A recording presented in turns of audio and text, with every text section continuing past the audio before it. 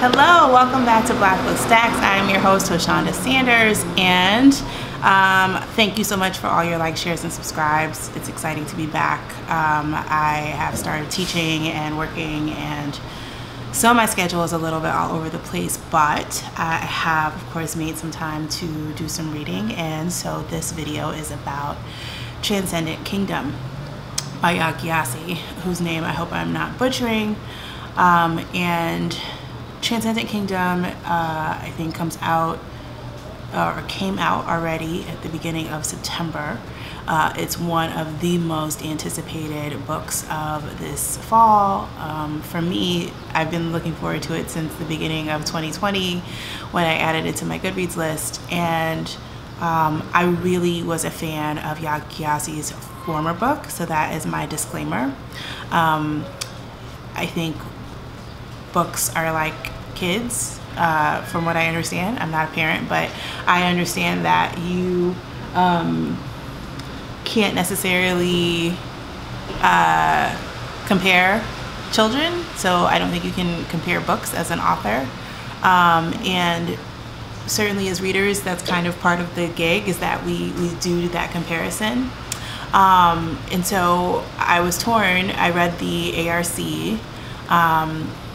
So thank you to, is it Nav, for offering that as an option.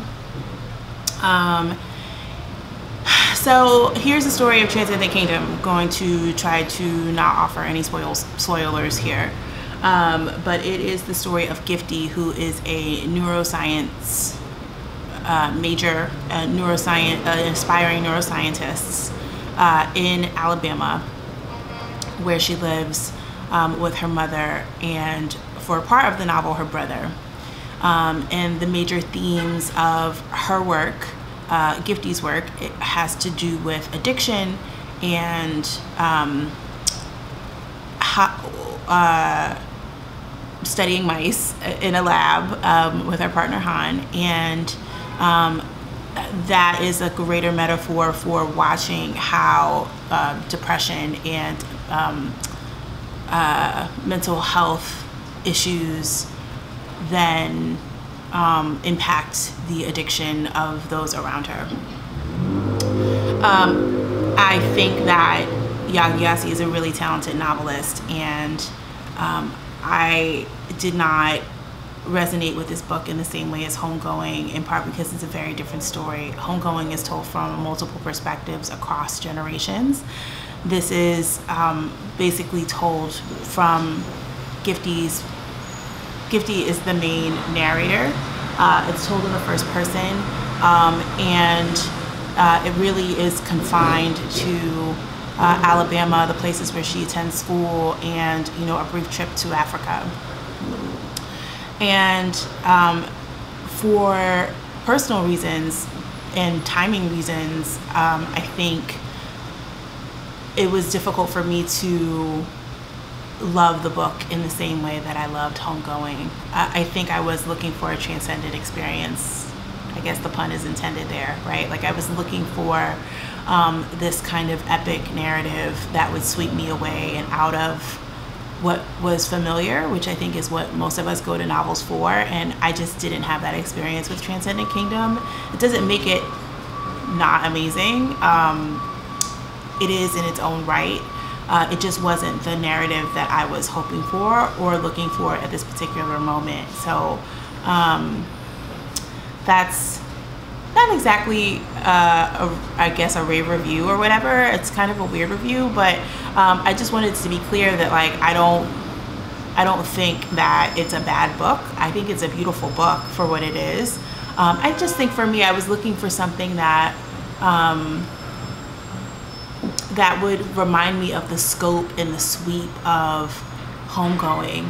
And Transcendent Kingdom it does have its moments, and it does have its sentences, and the other thing is that it also just is a little bit too close to home. A mom who is suffering from mental illness, that's my story, and it is beautiful and amazing to see that story reflected, especially from the perspective of a first generation,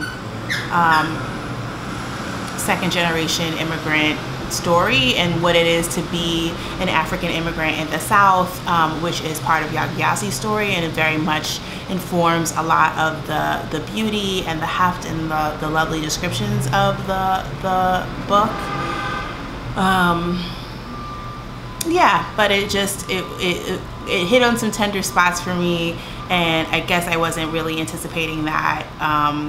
So yeah, it made it kind of challenging. I thought it was interesting that she also addressed faith in the book. There aren't that many novels that I can recall that really delve into that and the impact of faith versus non-faith, or maybe atheism, or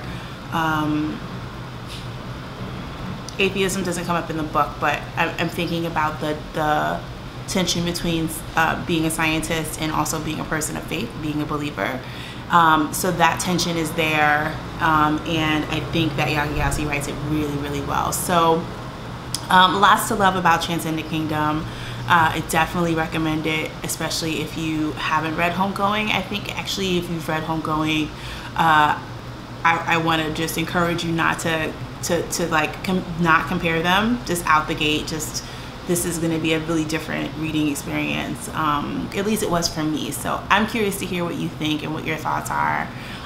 So feel free to share them in the comments. And yeah, looking forward to hearing your thoughts. See you again soon.